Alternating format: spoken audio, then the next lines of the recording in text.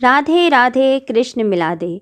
पद्म पुराण के अनुसार माघ मास में अरुणोदय काल में स्नान करके जो माघ मास महात्म्य को सुनता है उसके पुण्यों में वृद्धि होती है तथा पापों का नाश होता है तथा श्री कृष्ण की कृपा भी खूब बरसती है। तो आइए सुनते हैं माघ मास महात्म्य अध्याय 1। इस अध्याय को सुनने से पहले नर नारायण, नरोत्तम, देवी सरस्वती और व्यास जी को सर्वप्रथम नमस्कार है। प्राचीन समय की बात है, पवित्र स्थान नौमिषारण्य में सूत जी के आश्रम में शौनक आदि 88,000 ऋषि एकत्रित हुए। सभी ऋषियों ने पूज्य श्री सूत जी को प्रणाम किया और निवेदन कर कहा कि हे महामुने, आप सभी प्राणियों के हित करने वाले पुण्यात्मा हैं, वेदों शास्त्रों के ज्ञाता हैं, धर्म के संरक्षक हैं। कृपा करके हमें सभी भोग सुख और पुण्यों की वृद्धि करने वाले माघ मास महात्म्य को विस्तार से सुनाने की कृपा करें। भक्तिभाव से प्रेरित इस प्रार्थना को सुनकर सूत जी बोले, हे मुनिवरों, आप धन्य हैं जो आप लोग श्री कृष्ण भगवान की भक्ति में तत्पर हैं और इसी हेतु आनंद पूर्वक भक्ति भाव से बार बार श्री कृष्ण जी की कथा पूछते हैं। हे ऋषिगण, सभी अधिदेहिक, अधिभौतिक एवं अधिदैविक सुखों को देने वाली, पुण्यों की वृद्धि कर पापों का शमन करने वाली, मोक्ष प्रदान करने वाली माघ मास कथा का महात्म्य मैं तुम्हें सुनाता हूँ। आप सभी लोग एकाग्रचित होकर इसे सुने। हे ब्राह्मणों, किसी समय कैलाश पर्वत पर निवास करने वाले, संसार का मंगल करने वाले महादेव जी के कमर सदृश चरणों का स्पर्श कर पार्वती जी नम्रता पूर्वक पूछती हैं, हे देवादिदेव महादेव, आज तक आपने मुझे अनेक प्रकार की कथाएं और तीर्थों का महात्म सुनाया है। आज मुझे माघ मास महात्म्य सुनने की अत्यंत इच्छा है। कृपा करें और मुझे वह सुनाएं। तब महादेव ने कहा, इस माघ मास का महात्म्य इतना प्रभावशाली है कि इसे सुनने के बाद संसार के सभी स्त्री पुरुष अपने समस्त दुखों से छुटकारा पाकर मोक्ष प्राप्त करते हैं। पार्वती जी देवादिदेव महादेव से कहती हैं कि हे महादेव, कृपा कर इस माघ मास के महात्म्य को विस्तार से सुनाएं कि इस व्रत का पालन सबसे पहले किसने किया था, इसका विधि विधान क्या है और इसके आराध्य देव कौन हैं। देवी पार्वती के इस प्रकार भक्ति भाव पूर्वक जिज्ञासा प्रकट करने पर महादेव प्रसन्न होकर कहने लगे, हे देवी पार्वती, मैं आपकी जिज्ञासा से प्रसन्न हूँ और पूरे विस्तार से आपको माघ मास का महात्म्य सुनाता हूँ। इस कथा को सुनने मात्र से ही मनुष्य के मन, वाणी, कर्म द्वारा किए गए सभी पापों का नाश हो जाता है और मृत्यु के बाद प्राणी को विष्णु लोक की प्राप्ति होती है। अब आप ध्यान से इस कथा को सुने। एक समय पृथ्वी के सभी राजाओं में श्रेष्ठ प्रतापी इक्ष्वाकु वंश अर्थात रघुवंशी राजा दिलीप स्नान के पश्चात पैरों में जड़ाऊ जूते, सुंदर वस्त्र पहनकर, सिर पर नीली पगड़ी बांधकर, शिकार सामग्री से युक्त कवच और रत्नजड़ित आभूषण पहनकर अपने सैनिकों अनुचरों को साथ लेकर वन में शिकार करने के लिए अपनी नगरी से बाहर निकले। वह सभी अस्त्र शस्त्रों से पूरी तरह सुसज्जित थे। वन में पहुंचते ही राजा दिलीप के सिपाही वन में शिकार करने के लिए हिरन, व्याघ्र, सिंह आदि जंतुओं की तलाश में इधर उधर फिरने लगे। जैसे ही किसी अनुचर को कोई शिकार नजर आता था, वह महाराजा दिलीप को सूचित करता था। इस तरह से वन में विचरण करते हुए राजा ने कई हिरणों और शूकरों का शिकार भी किया।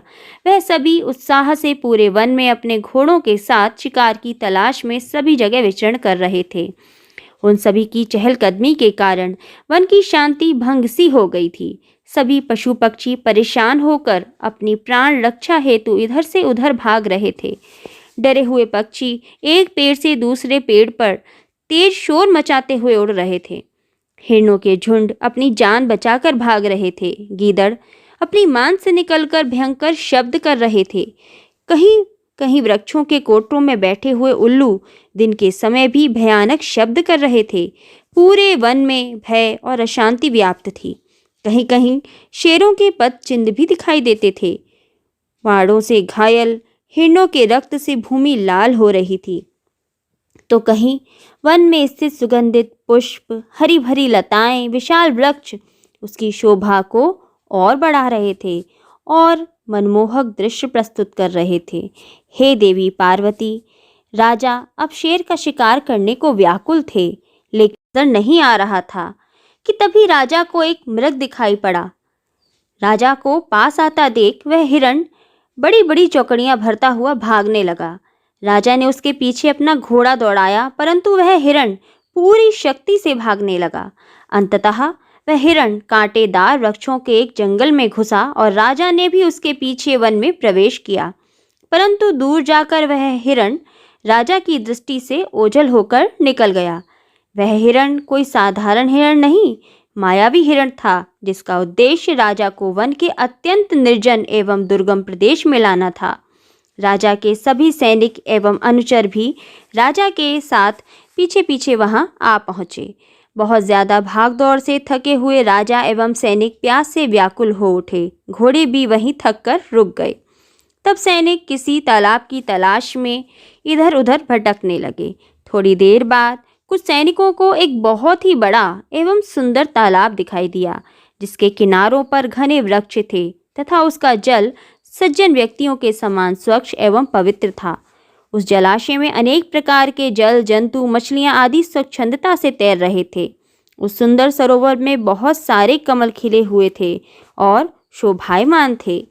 उस निर्जन स्थान में वह सुंदर सरोवर ऐसा प्रतीत होता था जैसे आसपास किसी पुण्य आत्मा ऋषि का आश्रम हो। जैसे विपत्ति में पड़े हुए लोगों के दुखों को हरने वाले दानी पुरुष के समान यह सरोवर अपने जल से सभी को सुखी करता था, जैसे मेघ चातक के दुख को हरता है। देख राजा की थकावट दूर हो गई। राजा और सैनिकों ने उस सरोवर के जल से स्नान किया एवं संध्या पूजन के पश्चात भोजन किया। भोजन के पश्चात सभी विश्राम करने लगे और कुछ सैनिक रात्रि में पहरा देने होते हुए जागे हुए थे। रात के अंतिम प्रहर पर जंगली शूकरों का एक बड़ा सा दल सरोवर के पास पहुंचा। वहां शूकरों ने पानी पिया तथा सरोवर के कमलों के कंदमूल का भक्षण भी किया। जब वह शूकर उस कमल दल को खा रहे थे, तभी